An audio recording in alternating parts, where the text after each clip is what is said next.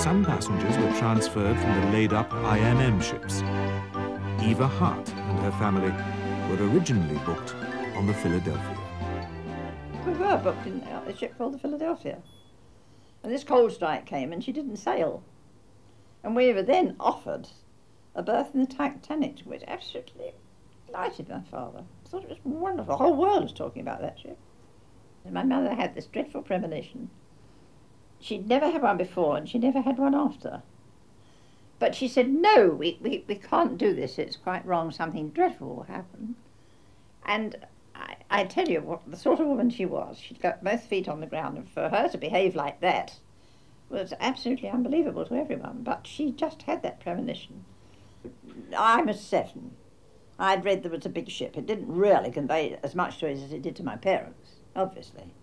I mean, I'd never been in a ship at all before, so it didn't convey very much to me. But I do know everyone was talking about it. It was inevitable that the Titanic would sink. Thomas Andrews, the ship's designer, confirmed this to Captain Smith. But still, the passengers were unaware of their imminent peril. I was in bed, of course. And she just came and joined in whatever was happening during the evening, that sort of thing. And my father got very cross because he had every reason to dislike gambling. His father had been a compulsive gambler and had died utterly penniless from being quite a wealthy man. And so everybody was gambling on this Sunday night. They were making books, I think the term is, and having sweepstakes as to what time she would get in so many minutes past so and so. My father would have nothing to do with it. And so he went to bed quite early, for him anyway. And my mother sat down to sew and read. And she looked up at him, he was reading. He said he'd got a very interesting book. But quite quickly he went to sleep and she got up and took the book from him and settled down again. And she said at 10 minutes to 12, she felt a slight bump. And she said it was just like a train pulling into a station. It just jerked. It was very slight, but she said she knew that it was this dreadful something, and she wakened my father. She wakened me, and my father said no, he wasn't going up on deck again after the night before. But she literally pulled him out of bed and made him go up. And she then said she was going to dress me, and I, being sleepy and very naughty, said I wasn't going to be dressed. Nothing to be dressed for. I came back to bed. My father came back very quickly because he could get up to the boat deck in the lift very quickly from where our cabin was. And he came back and he picked me up and wrapped his blanket tightly round me as if I were a baby. And my mother said nothing to him, and I used to say to her sometimes, years afterwards, I can't understand why you didn't say to him, what was it? Which she certainly did not say. And she said, I didn't have to say, what was it? I didn't know what it was, but I knew it was this dreadful something that I had to live with for months, and there was nothing more I could say. So he put his very thick coat on her, and put another one on himself, and without any words at all, we went out of the cabin, and into the lift and up onto the boat deck. Now, if we hadn't done that at that time, I very much doubt I'd be talking to you today, because, as you know, there was accommodation for less than 800 people in the lifeboats, and she was carrying 2,200. So it was a question as who was there in time to get into one of the all too few lifeboats. Well, they weren't launched very quickly, because at first no one thought anything was going to happen. But my father went away and spoke to an officer, and he said, they are going to launch lifeboats, but you'll all be back on board for breakfast. There wasn't any panic until the lifeboats left, and then there was panic galore. We were down on the ocean. We could hear them running about on the decks and screaming. You can imagine people came up from their cabin, went onto the deck, no lifeboat, tearing around the other side. That's when the panic was there. There wasn't any panic at the time I got in the lifeboat because there weren't enough people up there. And there were enough people there to just get into the lifeboats. But after that, when the others started coming up from their cabins and there were no boats, gosh, there was panic. We could hear it. Definitely. As each lifeboat reached the water, it moved away from the ship for fear of the suction should she sink. Some rowed towards the lights of a ship which could be seen just a few miles away. This ship was never identified and never reached. And of course there are still threats of legal things even these days about whether the ship that was so close to us was the Californian or not. I mean, I saw that ship. It's terribly close. And the other thing I'm saying is that I didn't see a ship 19 miles away. I saw a ship that was so close, and they said at the time it was less than 9 miles away. Now they're trying to say it was 19. I saw it, you know, it wasn't just lights on the horizon, you could see it was a ship. And I saw our rockets being fired, which that ship must have seen. Well, this inquiry says that they did see it, but they didn't think it was a portent of danger. But I would have thought in the middle of the Atlantic, in the middle of the night, that rockets must mean trouble. The band now played a solemn air. Some say autumn, but popular belief says it was nearer My God to Thee.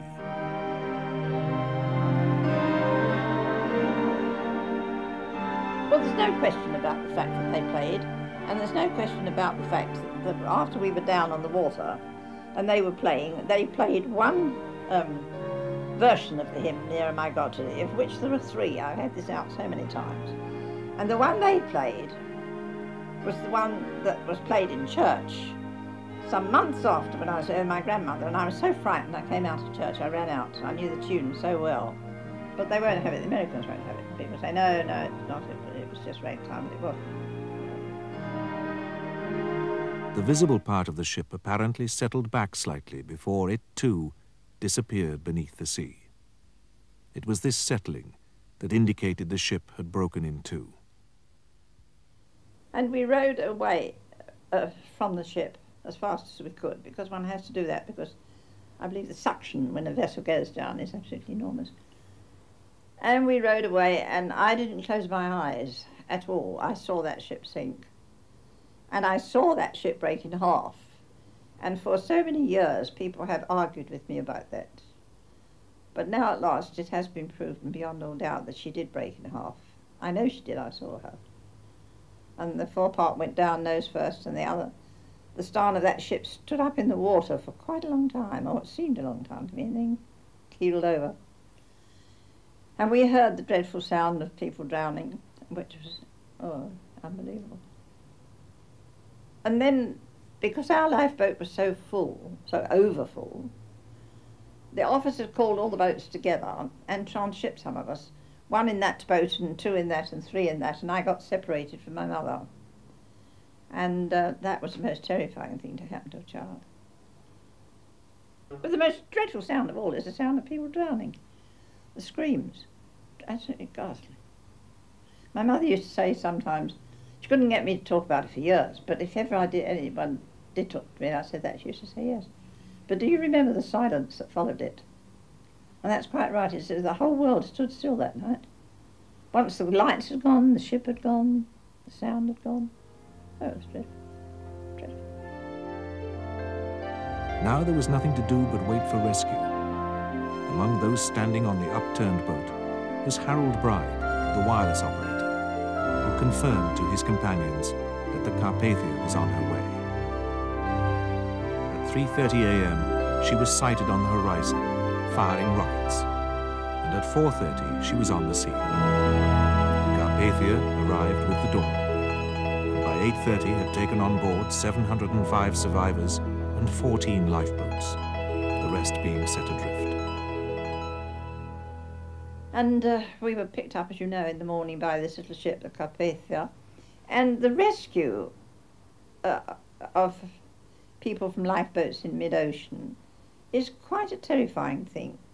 These little boats, shall we say, draw up alongside, for want of a better expression, to what looks like an enormous vessel. She was quite a small vessel, the Carpathia, but she looked big from there.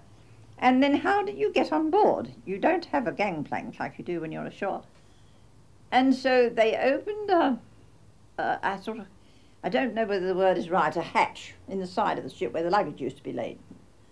And they threw down rope ladders, and people like my mother and other grown-ups had to climb up in mid-ocean up a swaying rope ladder, which she said was the most terrifying thing.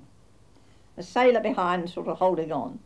And then what can the children do? We couldn't climb up a rope ladder.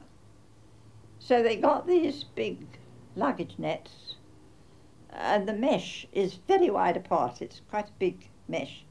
Children would have slipped through it, small children. Anyway, our legs and feet would have gone through. So each child was put in a sack. And I remember being petrified when I was put in that sack, and it was tied round, and the sack full of these children were put into these huge nets, and quite safely, of course, hauled aboard. But that really was quite terrifying. And then having got on board, of course, I couldn't find my mother. And I didn't find her for hours, but eventually I found her. And I'm quite sure one of the most pathetic things must have been the whole of the next day, how these poor women, such as my mother, roamed about the ship looking to see if they could see the husband they left behind.